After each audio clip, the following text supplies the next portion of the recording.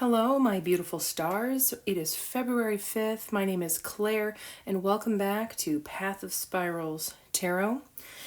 Join me today as we do a relational reading, something for you to mull over the weekend here.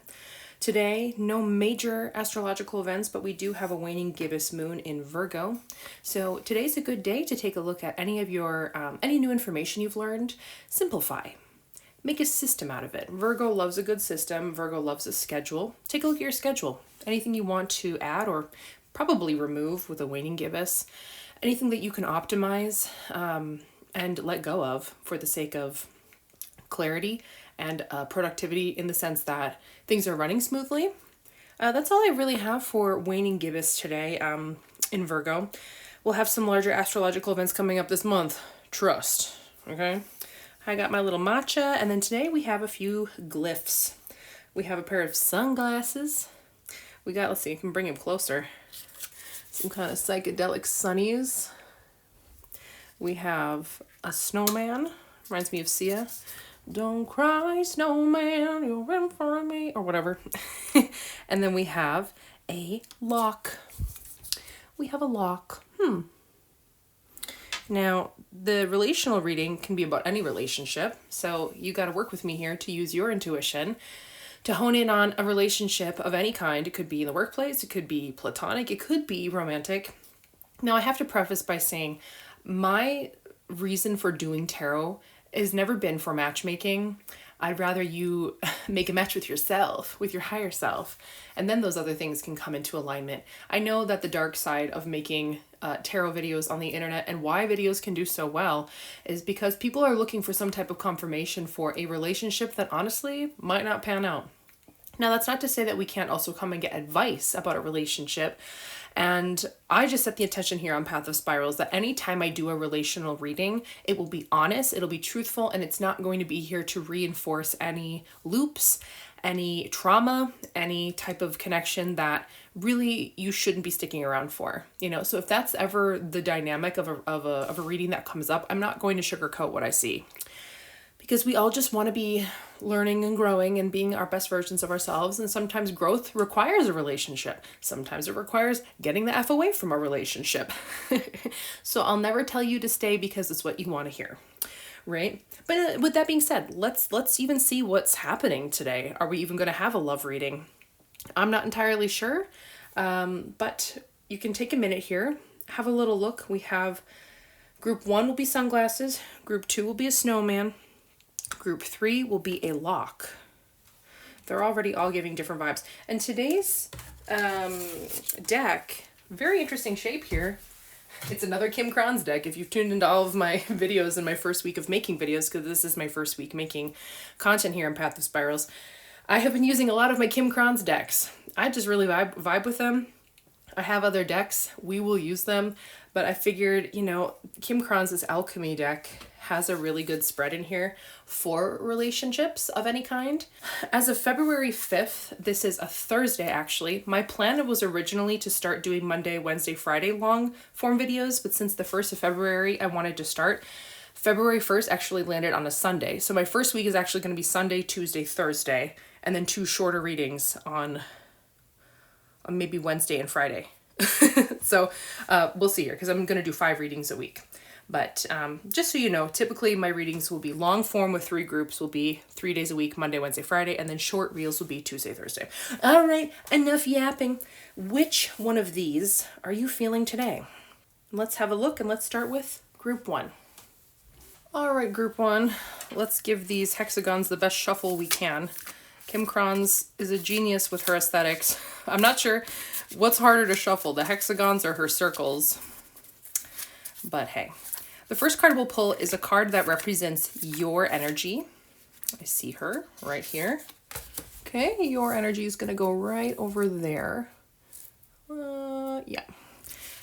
And then your relational partner, or person you're thinking of, wondering about, is going to go hither. Just line up, these cards are kind of wide, so I have to just see if they fall in the frame. Okay. The next will be the energy you're bringing into that connection. All right. You can go kind of like this. And then the next, all right, big card will be for your significant other, if that is to be who they are. Let's see, why do these look a little different? I gotta push it up higher. Okay, like so.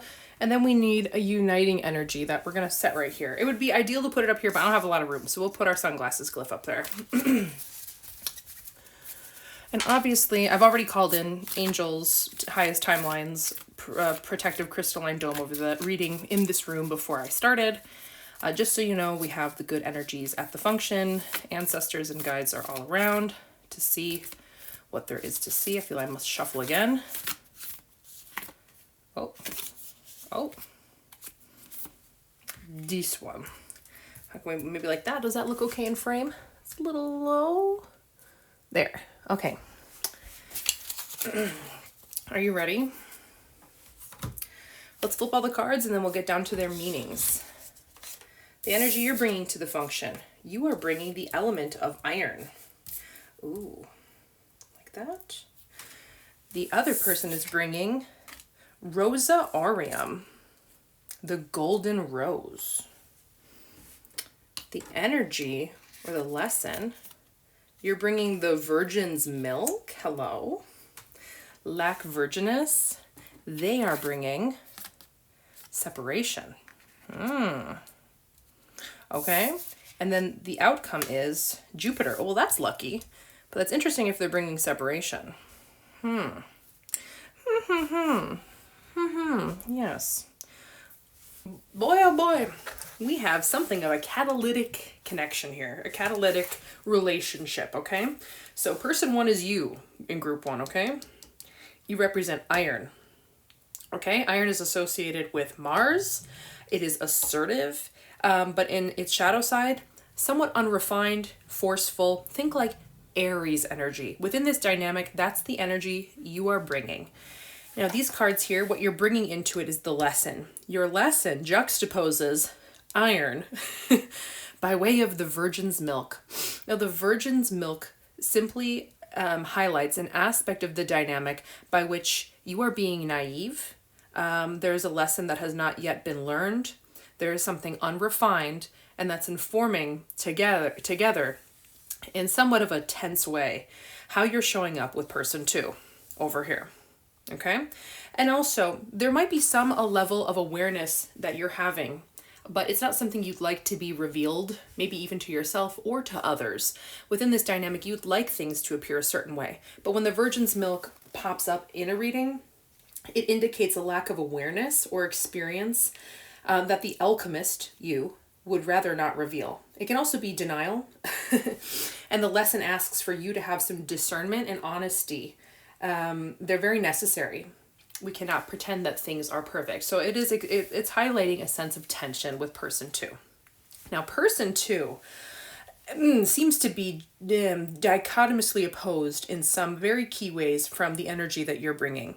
Now, the golden rose is not so forceful, not so forward moving, so out there and just taking action as soon as there's an impulse to take the action. The golden rose is beautiful, but its beauty is also in its allure and its mystique. It is somewhat of an erotic card as well. And there are things about its beauty that are shown to us, but there is much that is hidden. And this mystique, I do sense, is somewhat maddening to person one in this reading.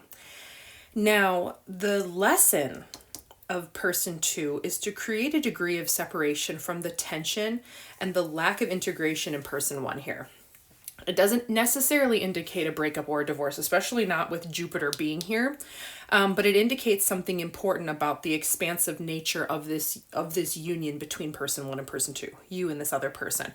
So this person needs to create a degree of separation from the unrefined qualities that you're bringing into the dynamic to try to force something to be a certain way.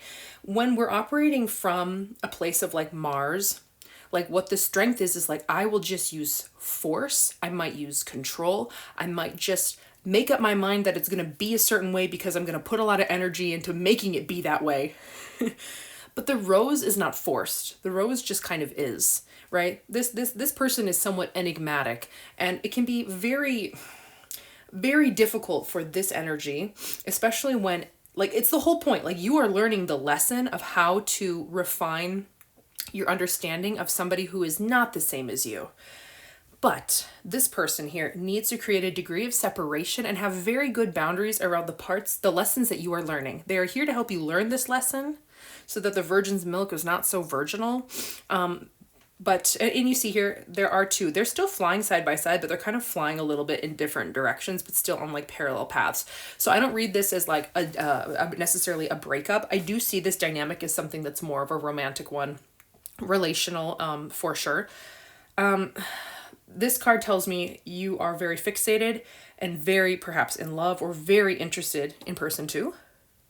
And they obviously are there. And with Jupiter in place, they also like that you're somebody who can take action and be reliable. Like, this is like the most reliable person you could have. But reliability without discernment can sometimes have an impact on the other person that might not necessarily be so harmonious.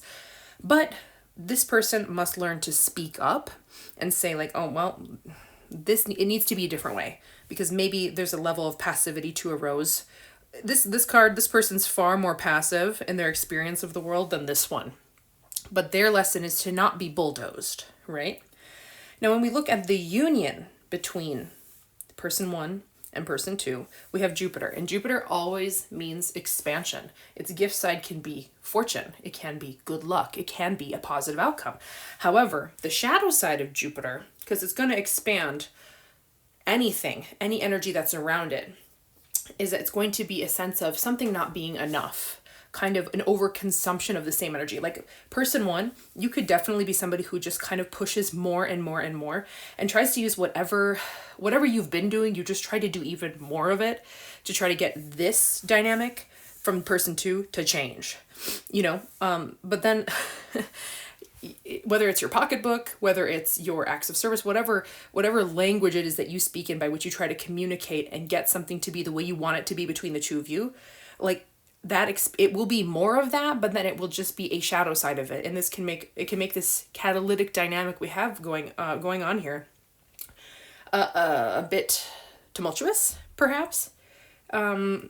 This very much is a dynamic where like it seems like you're already together with this person, but there are tensions. It's maybe a newer relationship. I might say that group one has a newer initiatory energy, especially because Aries is an initiating energy. Off the top of my head, I wouldn't know if the Golden Rose itself has any tarot associations with it or any astrological associations with it. But what's important to say here is that things in this relationship are going to expand, and rapidly. It's almost like there's something catalytic happening from the genesis of the realization of all of this. Giving it a name, right? We have the glasses to see really what is going on here. What's going on here? So yeah, what we want to do is ask yourself, person one, how can you make the expansion between all this harmonious? And your answer is no, it's not doing more of what you've already been doing. And are you willing to maybe look through the lens of person two? What's their approach? Because you got to find some common ground. You have to find some common ground. And I don't know if you can encourage person two to have better boundaries. You could have conversations around that. Because it also is very likely that this person, I sense this person is probably someone who doesn't take life as seriously, perhaps, as person one. But I do feel that they can get a sense of contempt or not feeling understood when this energy is kind of at play. Because person one, you're dominating this other person, not making space for this other person. You can't just hover over a rose and crush the rose in your hand because you like it so much as it's growing, or else it's not going to grow, right? Right. So, much to ponder here. Don't feel like we need any other supplemental cards. There was a lot going on here.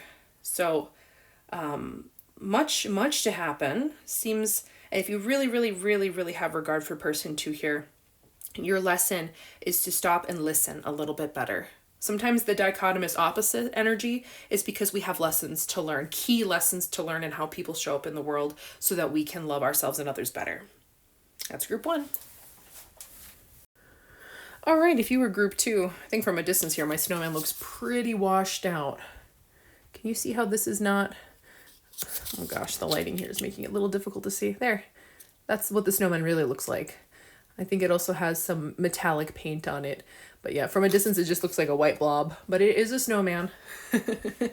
Don't cry, snowman. It is the season for snowmen still, so if you picked it, this is maybe for a reason and for a season. Oh boy.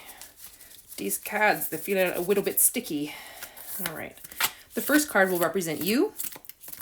So let's see. Oh, okay, this first card is you.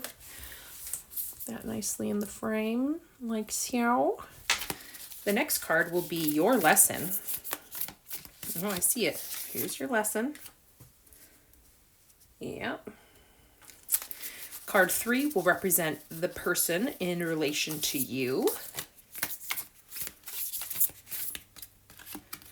Oh, okay. I feel the lesson and the person are side by side here. This is 2 cards.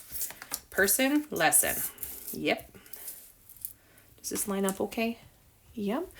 And then the ultimate union card. What is the purpose of this connection? And what lessons can we learn? I see it. All right. Nice. Put our washed out snowman on top. Let's see. Person 1, what energy are you bringing? You are bringing a color, yellowing. Yellowing. They're within the 4 colors of alchemy. Yellowing. Let's see. Your lesson. Synchronicity. Ooh, and 2 snakes. Unus mundus. And yellowing is what you're bringing to this relationship. The other person is bringing sublimation. And their lesson is the element of lead. Wow, very interesting. The ultimate union energy is sap of the moon plant. Sap of the moon plant. Take a minute and digest all of that. Oh, I have a lot of chills with group 2, okay? I'm going to say right off the bat that this is relational across life and death. So if you picked group 2, this is a lesson and a reminder in how to connect with loved ones who've passed on. Absolutely, 100%. I have chills when I say that. I'm actually, part of me is like really happy, and I have a deep sense of reverence for being able to pass along a message that's more within the realm of like a death doula energy, because I definitely have that within me. My Saturn's in the 8th house. You know how many death doulas have Saturn in the 8th house? Me. I'm not officially a death doula, but I have done a lot of like death doula transitionary type of energetic work in my life as well. So to see it pop up in a reading so soon is actually super humbling. And what a beautiful message here. So you are this person. And there is so much here that indicates like somebody who's alive and somebody who's not alive, okay? So yellowing indicates aging, getting older. It indicates also a wisdom that comes with it. It's not full old age, but it is like somebody who has lived a life, has seen things, and is still here.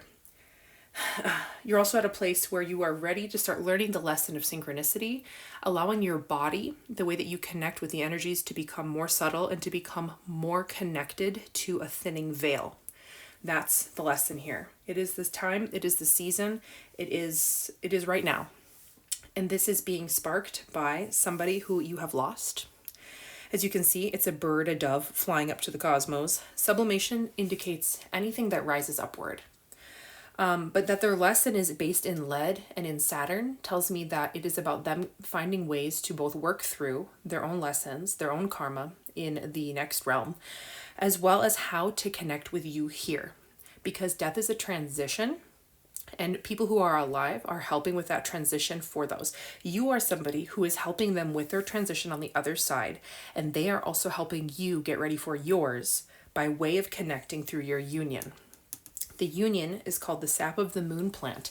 This is like a happenstance by which a plant lives on the threshold and grows in the darkness, and its sap comes through dreams.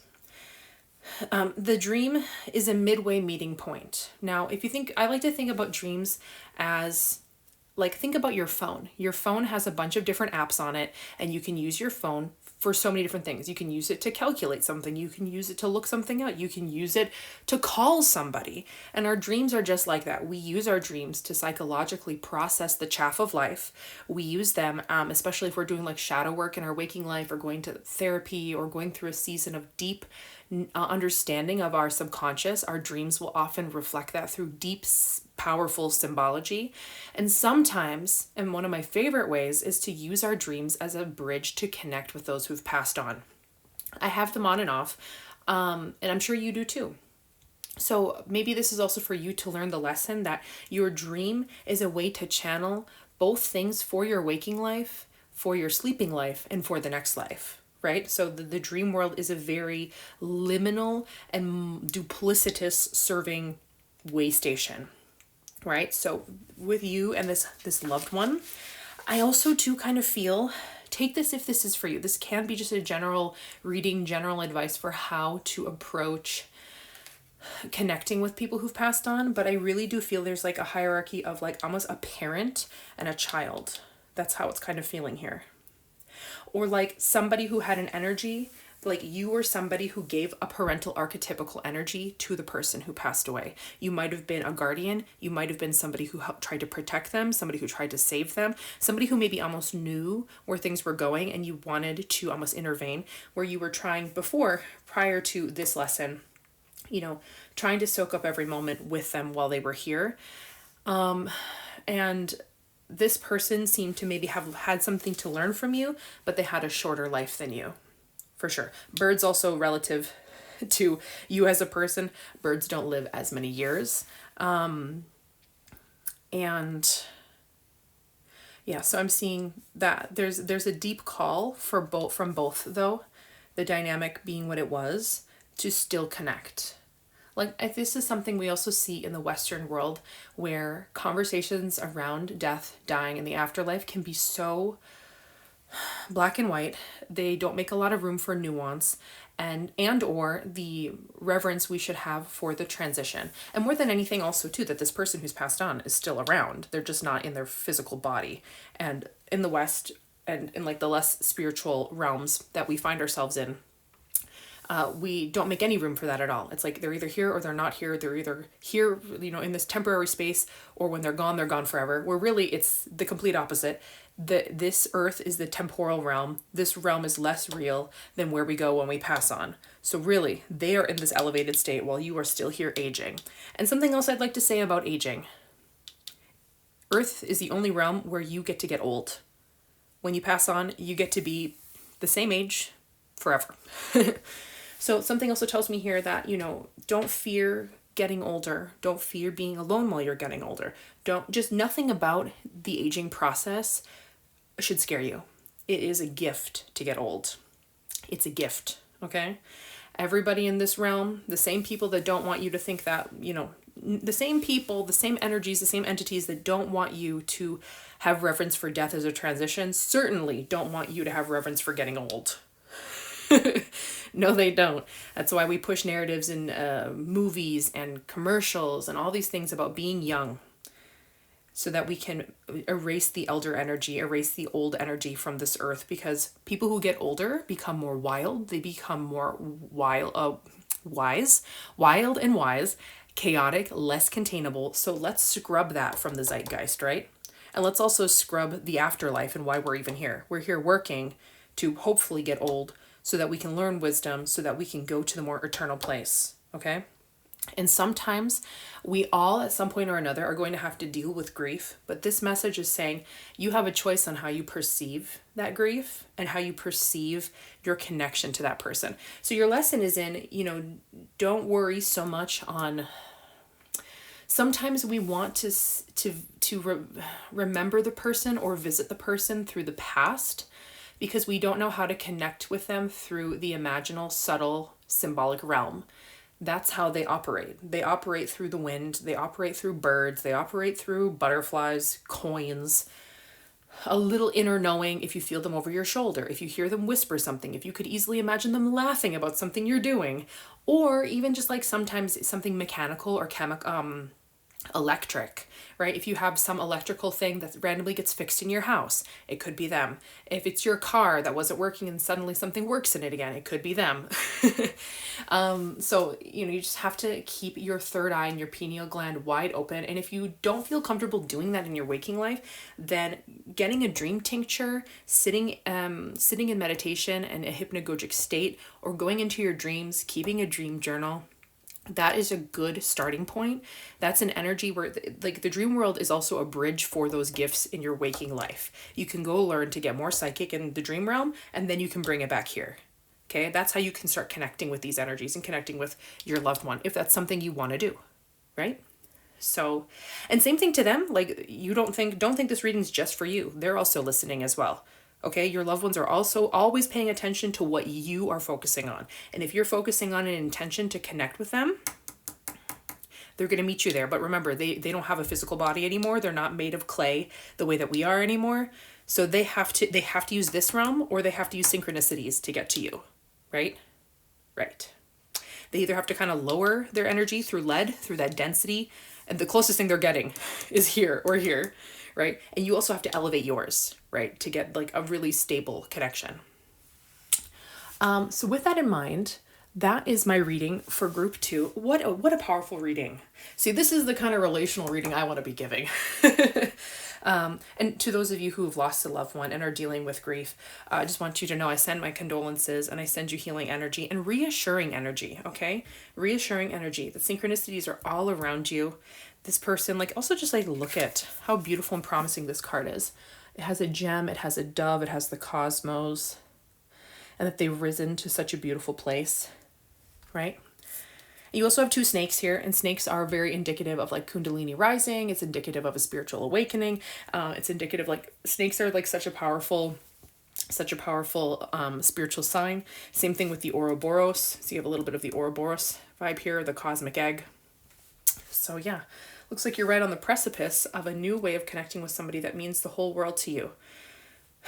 And we have to accept that they are no more, but there is still another way. And some people don't allow themselves to believe in that other way, and that can cause a deep amount of suffering within their grief. So to connect with them is for you to deepen your spiritual understanding. And that might be the reason why you're here and in this season of life right now, okay? Okay, that's group 2. Thanks for listening. See why I was saying, don't cry, snowman. Don't cry. Cry sometimes, okay? Crying is good for you, but also take action in a liminal way. Okay, group 3. What you got under lock and key? If you picked this glyph, there was something about a lock that appealed to you for this relational reading we're going to do today. Let's have a look. Let's see. What's under lock and key? All right, let's give these little bad boys a shuffle. First card is going to be for you. I see it. That's you, babes. Next card is for your lesson. Oh, shuffling hexagonal shaped tarot cards should be an Olympic sport. Oh, I see it. I see it. That's your lesson. Do we see these okay in the frame? Yeah, pull them over a little bit. Person 2, the person you're inquiring about. Oh, I see them slipping on out of there. Is that okay? Yes, and then their lesson. Let's have a look. Of course, we'll have a look. Okay. Oh, this one looks like all right to me. And then your union. What is the energy of the union? Oh, I see it. Yeah, perfect. Get these kind of mushed up in there. So that's okay. Yes. All right. Looks good enough. Good enough to me. All right. Let's flip them over. You are, yellowing. I just pulled this for the person in group 1 as well. I pulled this, group 2. This was person 1's card. Might be an indication to go listen to group 2's message as well, okay? Your lesson is fog. Ooh, something is not clear to you in this relationship to the other person. Okay. The other person is giving us Sorry, I've had to pause this because there are children walking by my house, and I thought the ambient background noise of children might potentially be distracting. Okay, the children have walked past. They've infused their beautiful pure energy into this reading, so I guess everything's for a reason. The other person is at a conjunction, and their lesson is Mars and Aries. Oh, this is already feeling like a blending of group 1 and group 2's there's like kind of a blending of energies from both in this one.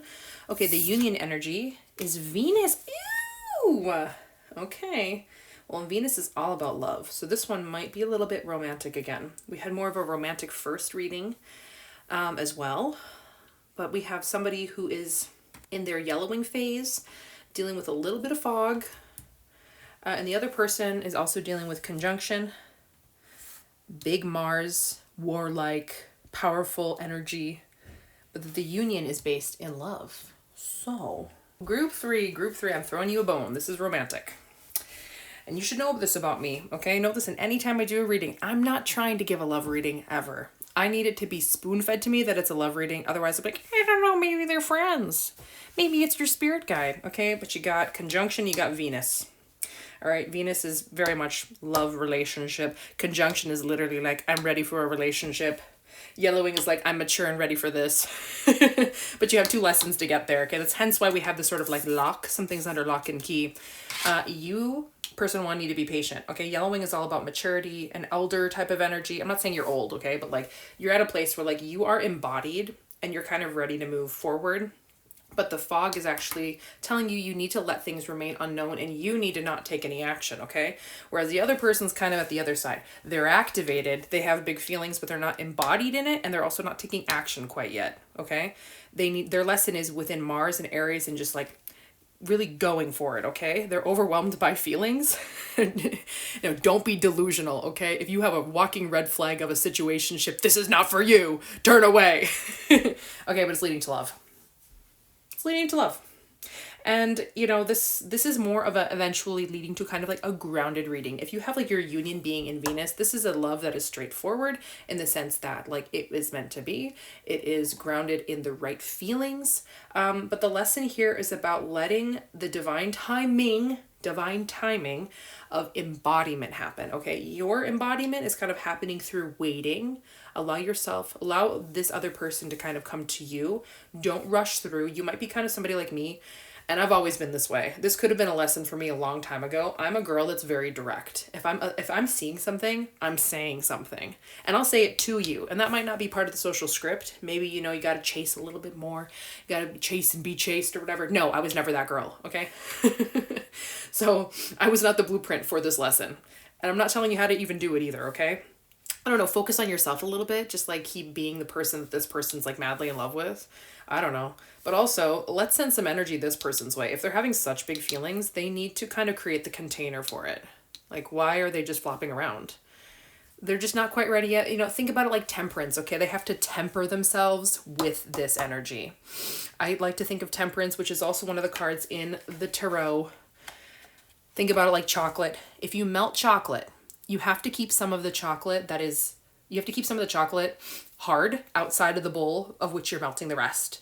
And then you take that off the heat, and then you take your chocolate pieces and you put them in and you mix it up. Mix chocolate. Okay, and then that's how it maintains its shiny consistency. Otherwise, chocolate gets chalky when you melt all of it and like let it cool together. Okay, so we don't want a chalky chocolate from this man. We want shiny chocolate. Okay, so let him get to his shiny chocolate tempted temperature. And signs speak for themselves here. Venus is all about love. It's all about it. It's all about it. So this is kind of a short and sweet reading here, but like some things are under lock and key, okay? So you got to let things take the time that they take. And also, if this is the energy, don't be worried. Don't be worried about it, okay? There's not much to be done. Don't also be too foggy about it in the sense of like, don't allow yourself to, there is a fog here. This is a divine fog, so don't personalize it and don't interpret it as something wrong with you. And you probably wouldn't, because you're just not the same girl. Maybe 20 years ago you would have, metaphorically speaking. Maybe 50 years ago that would have been you, okay? But you are embodied in yourself. You know who you are. You've seen life. I know you've seen some life. You've lived some life. You know what's going on in life. Okay? So just there's just like a gentle reminder here. Let things kind of play out the way that they're going to play out. And in the meantime, you know, enjoy the whole process. Enjoy the whole process here, okay? So, maybe also you watching this reading will give you the energy to kind of create a new, to sort of incite this. I'm sort of feeling like your awareness of this reading is going to help sort of incite this lesson for the other person by way of your awareness, right? And also you creating a little distance, if you can keep a little mystique about you, if you can kind of be like, oh, foggy girl, suddenly it's just fog and this other person's like really, really into your energy. They're going to be like, oh my God, she's scarce. Oh my God, where did she go? Or he, or they. What happened? What happened to her? What happened to them? Oh my gosh, I must have. Okay? So yeah, make yourself purposefully not that available. Because honestly, like, I love to spend a day by myself, and any day by myself is the best day on earth. Take that energy into this, you know? Take a trip. Go do something by yourself. Just go do something fun because you're the life of the party. Oh my God, I must do something. Okay? He, she, they don't learn the lesson if you slither on over there and say, hey, so by the way, I think that like we're kind of ready for this. No. You go over here and you go like this. You go like this. Then he go like this, or she, they go like this. And then it go like this. And then this goes, okay? Yay! That's your reading. Okay, thank you so much, Group 3. Okie dokie, everyone. Group 1 were my sunglasses, Group 2 was my Sea Snowman, and Group 3 was my lock. I hope you're all satisfied with the readings for today. As always, my name is Claire. You can find me here on Path of Spirals Tarot. And as always, I'll see you next time. Bye!